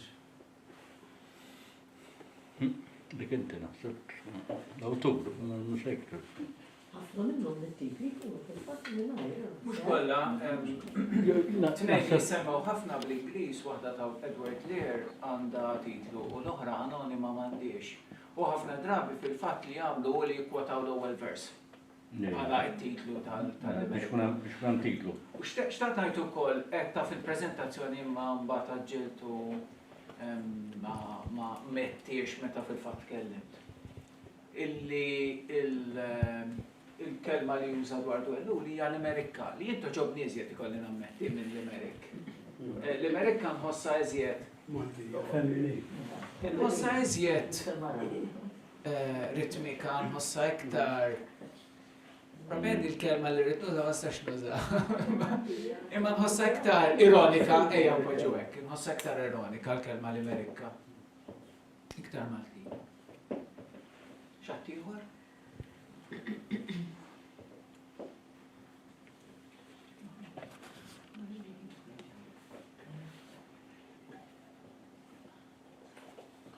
Il-kapacità mhux qiegħda fir-rima, il-kapacità qiegħda fl-aċċenti, kif jaqgħu l-aċċenti. Jiena naħseb illi u jirreċita u jgħid l-Amerikki tiegħu Vince li nkollu nsaqsi li l-nifsi. Imma għaliex għalmenu li qed jaqsamni bid-daħ. U ċertament mhux biss id-doppju sens. Għax għandek ħafna ċajt bid-doppju sens li ma jdaħrekx.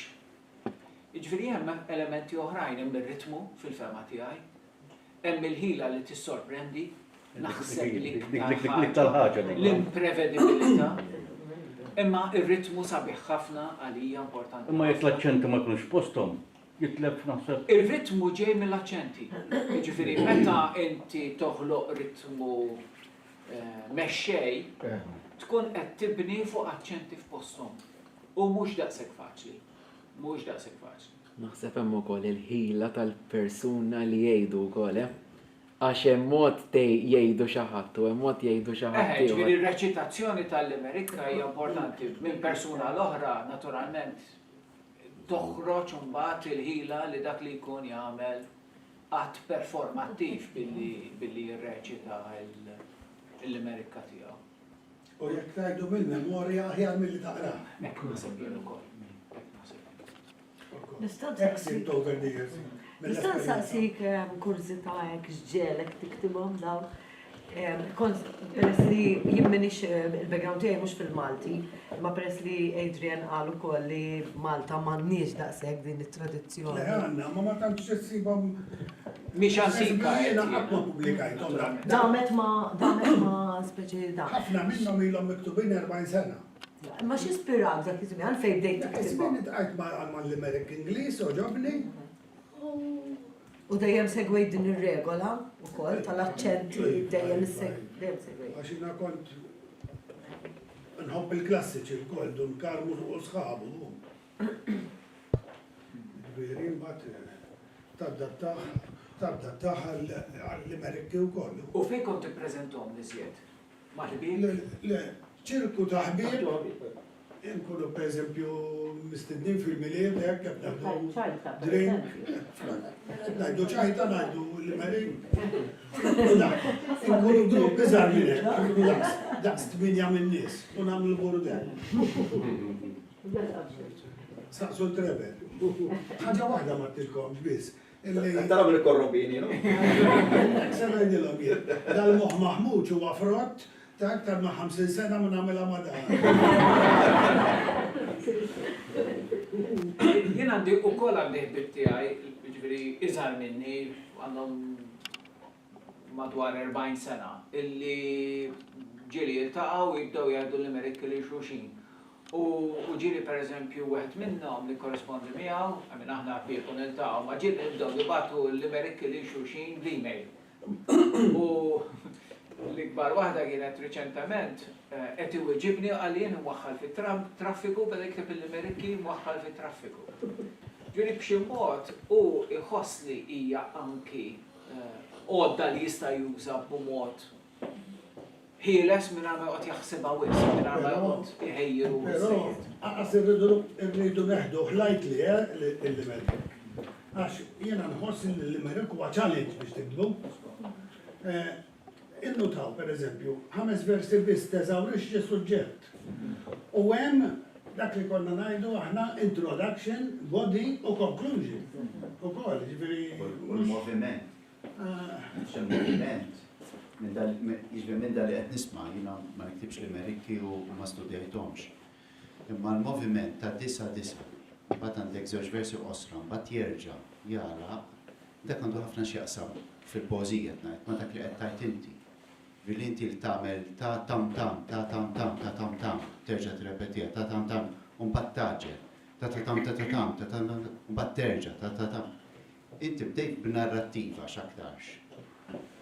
Libt għal tempo iktar veloċi, u mbagħad terġajt libt għal dik il-burda ta' narrattiva bid-daqqa li qed insemmu fl-aħħar. Jiġifieri it-tempo tiegħu huwa attraenti ħafna. U allura nifhem dak li kont qed tgħid l-ewwel li meta inti titgħallmu bl-amment se joħroġ aħjar.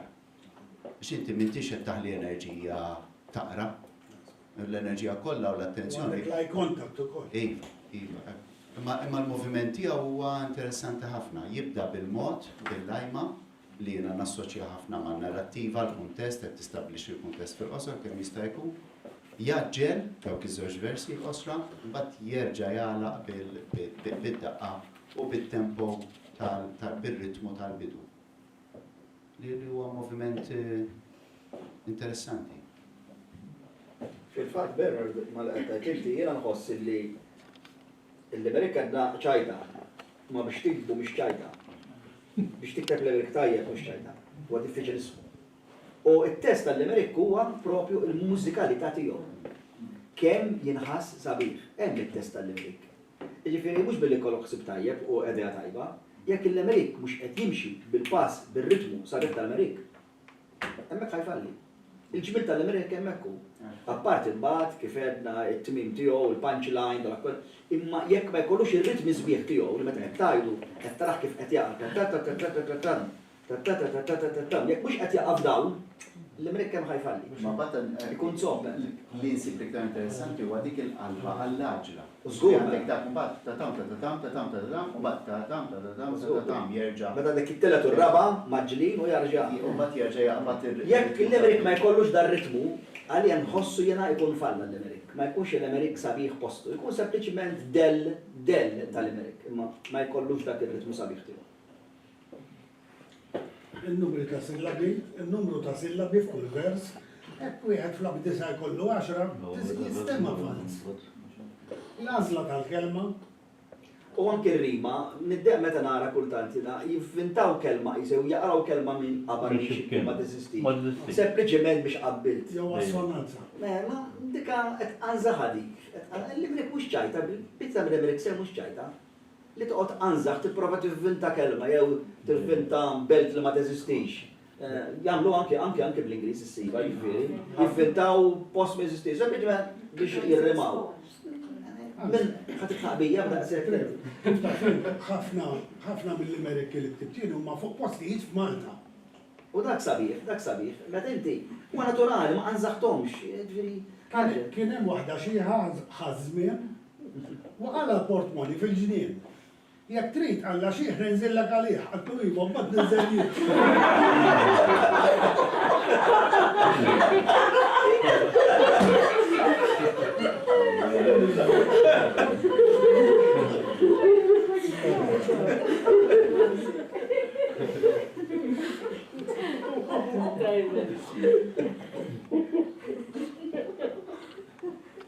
Ma taħsbu xi tabili pubblikom daw.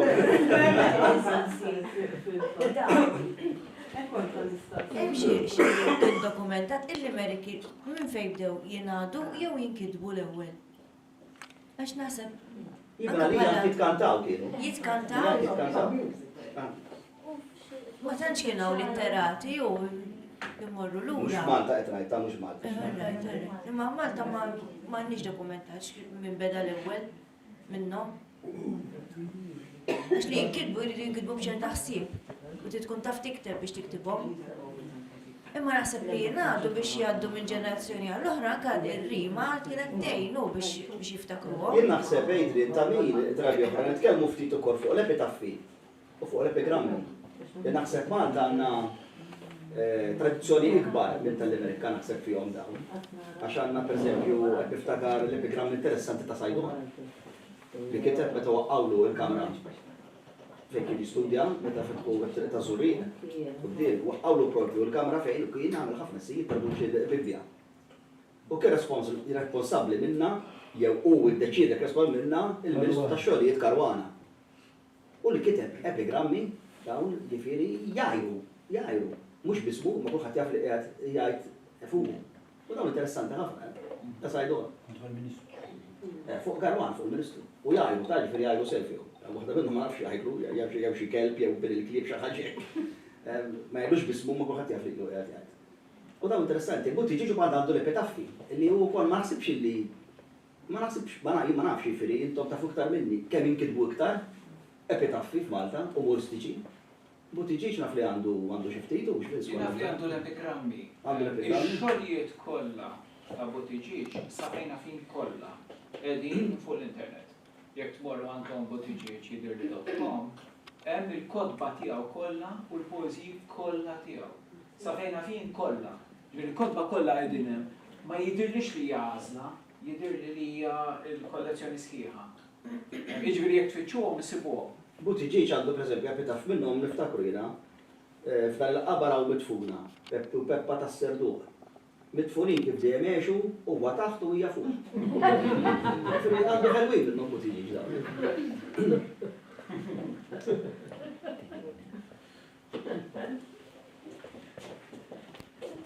Jien naħseb għandix naqra, ħanaqra dissensjera, jiktib dissensjera ta' l-Ameriki marbuti mal-kwistjoni ta' torri ta' Debbie f'Pembroke. U jienu niktibhom speċi realizzajt kemm ċerti dettalji ikunu jafuhom biss pereżempju n-nies li marru għal-laqgħa tal-awtorità tal-ippjanar il-ħamru. U naħseb li ħafna mill-Amerika kita dwar duellu, le ċerti dettalji. Inti tajt tal-kuntest ta' ċensura, per eżempju, ta' kwestjoni ta' ċensura. Jienu naqrom ta' ċensura vera pjaċir, ma' konċ naf il-kuntest. U naħseb l-Amerika għandha wkoll din il-kwalità li titkellem dwar il-kontemporanjetà. Hija topika ħafna, allura għandha wkoll id-diffikultà għax din tillimita, illi mbagħad wara ċertu żmien meta n-nies tibda tinsa, tibda titlef ftit il-kuntest. U anki daw, ġifieri ma nafx x'tajbin, ma ċertament għandhom il-limiti illi ta' xi ħadd li daħal ħafna fil-kwestjoni u li mhux bil-fors qed jitkellem bil-lingwa li juża kulħadd fuq il-kwestjoni. U użajt ftit li jiena xtaqt nużhom il-ħolma l-kbira. Kien hemm wieħed raġel DB li d-dinja kien jaf kif inhi. Rid jibni ħajtir bil-fors torri kbir u jtajjar dik less mill-IT. Bellejl ġitu din il-viżjoni li jwettaq mal-bib il-missjoni biex jiekol kulħadd minn dan l-istess platt sax-xifer tal-indiġestjoni. Fejn jitfa' dat-torri rigal? Fejn hemm biss it-telqa u l-fdal? Flok drogi u ġdur għad jinbet il-fjur, flok xemx jiġi d-del ta' binar. Għad-drama fis-sala, il-kontest kien illi mhux qed nagħmel kampanja, ġifieri ma iktar minn nofs is-sala kien mimlija bl-impjegati tal-kumpanija. Minn flok minn nies li kienu direttament involuti. U daw ġabuhom bil-vanijiet. Bil-van jisimani. Għad-drama fis-sala l-ħamrun fejn tellaw dir-reċ ta' reċtun, ġabuhom bil-van, ħarġulhom il-fan u mlow kullimkien bil-reħskun. Vera. Il-palk kollu miksi bl-atturi. Uħud għax literalment il-lajsjum. Is-sala tal-lajsjum fuq il-palk. U n-nis li deċidew fuq l-attori kienu fuq il-palk literalment. Il-palk kollu miksi bl-atturi. Uħud jirreċtaw ta' dotturi. U taħt petiti ipaċbċu u taħtu petiti ipaċbċu l-periti jamlu għata s-sugġerituri. Kif għalqet bil-kbir l-axħar xena, fost ferħu ċabċib kollu għena, fid-dawl li jidda bħalleqet il-fidda u l-ħadma li t-tem l-axħar ċena. Umbaddin, insomma, l-istoria ta' waħda mill-persuni involuti fil-kwestjoni li ġiet bil-ġet privat. Suppost wara r-reċ ta' xalata, sqallija bil-linja privata. Zda baqgħu bil-rieħa, spiċċaw il-melliħa, bil-ħolm saru kollha patata.